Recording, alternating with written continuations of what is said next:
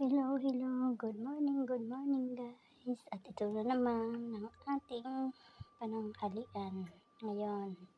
Yan. Karne ng beef. Karne ng baka yan guys. At yan ang hipon. Yan. Kaya ang daming. Pero sobra lang ang anghang. Yan. Langka. Di ko alam kung anong luto mga yan.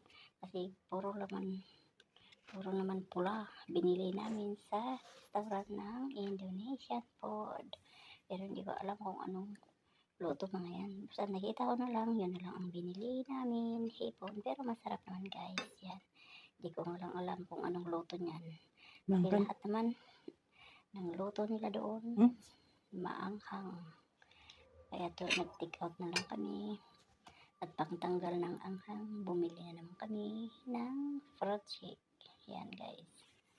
At dito na lang kami bahay kumain. Yan.